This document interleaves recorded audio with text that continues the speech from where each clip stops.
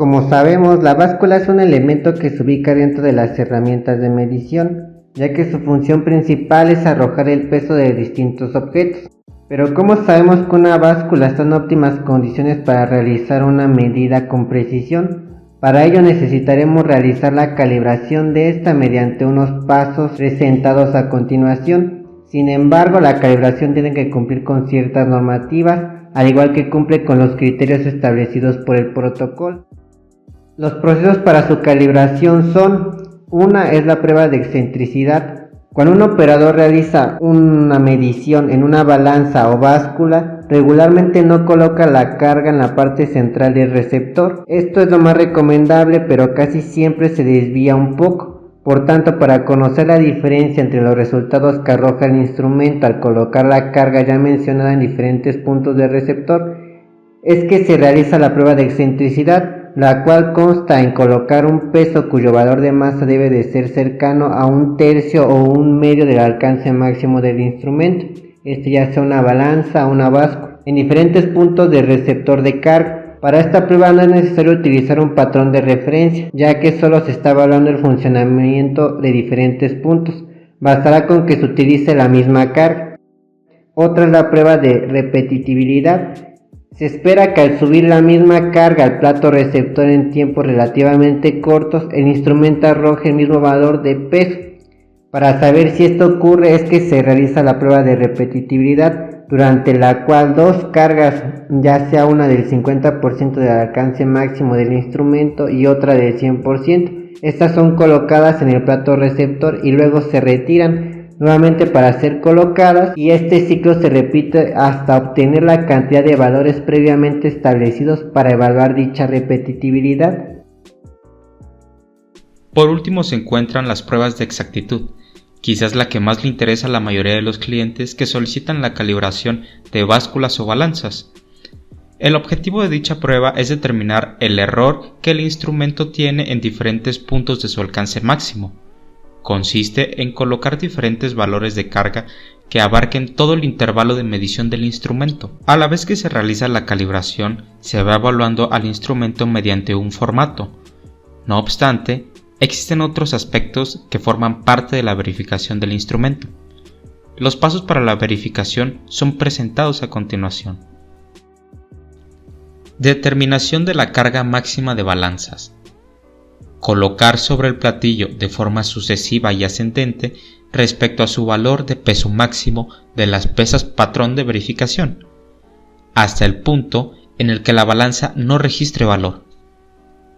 Es necesario nivelar el equipo y dar un rango de tiempo para el calentamiento en cada pesada. Con esto, se espera que se estabilice la lectura. Registro de los datos preliminares para la verificación de balanzas. Se registran los datos de identificación de cada una de las balanzas y se procede a realizar las pruebas metrológicas de repetitividad, excentricidad e indicación, ascendente y descendente, así como los errores máximos tolerados, el análisis de exactitud, el análisis de invariabilidad, excentricidad de carga y movilidad. Se determina la clase de precisión de la balanza y la carga mínima. Para determinar la clase de precisión de la balanza, en caso de que ésta se desconozca, primero se debe conocer la división de escala de verificación de la siguiente manera. Si D es mayor o igual a 10 miligramos o 0.1 gramos, E es igual a D. Posteriormente, se toma en cuenta N es igual a carga máxima sobre E. Una vez obteniendo el dato, podemos definir que existen 4 clases de precisión de instrumentos de pesaje. Determinación de las cargas baja, media, alta y la tolerancia del instrumento para definir las cargas baja, media y alta de la balanza analítica y la tolerancia del instrumento. Se tiene en cuenta la clase de precisión de la balanza hallada anteriormente y son determinadas mediante la siguiente tabla.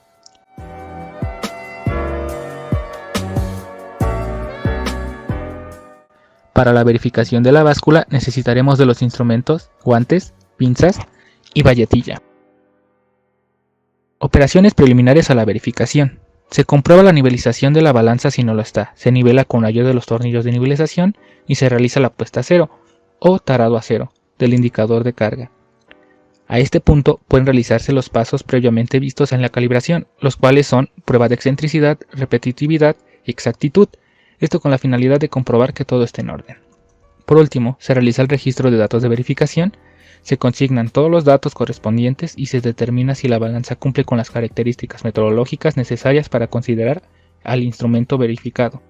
A continuación será presentado ante ustedes la manera en la que se llena un formato de evaluación, pero primero debemos definir lo que es un formato de evaluación. Bien, el formato de evaluación es un instrumento en el cual se ven reflejados los resultados del instrumento en cuestión, con base a los criterios establecidos previamente en el protocolo. Ahora bien, ¿cómo realizamos un formato o reporte de evaluación?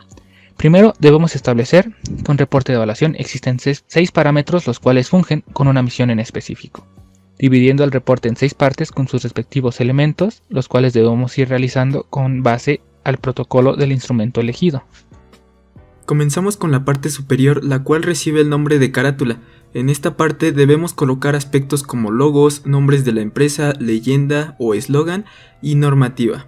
Posteriormente nos encontramos con el segundo apartado, que sirve como identificación, en el cual van escritos los nombres de los involucrados, lugar, fecha y hora. En nuestro tercer apartado contamos con la evaluación del instrumento. En esta parte se ven reflejados los criterios establecidos en el protocolo, de tal manera que cada punto va siendo calificado de acuerdo si cumple o no con los criterios establecidos. Asimismo, puede colocarse una parte en la que se expresen las observaciones de cada criterio a calificar. Como cuarto apartado tenemos que colocar los procesos de verificación, en el cual podemos encontrar reflejadas mediciones, tablas, cálculos, entre otros elementos los cuales pueden ser establecidos conforme a los parámetros del protocolo.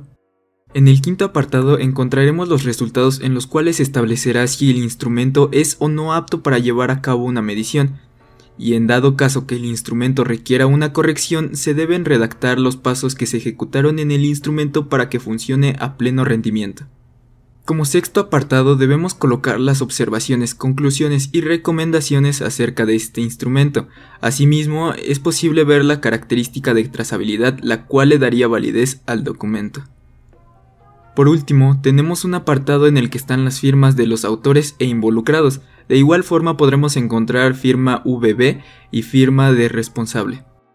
Probablemente muchos se preguntarán el por qué o para qué de la realización de este documento.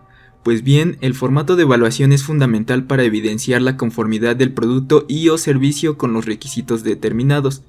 Asimismo, presenta la verificación de que el instrumento en cuestión cumple correctamente con su función en base a los criterios previamente establecidos por el protocolo, dejando en claro quién o quiénes fueron partícipes de dicha evaluación.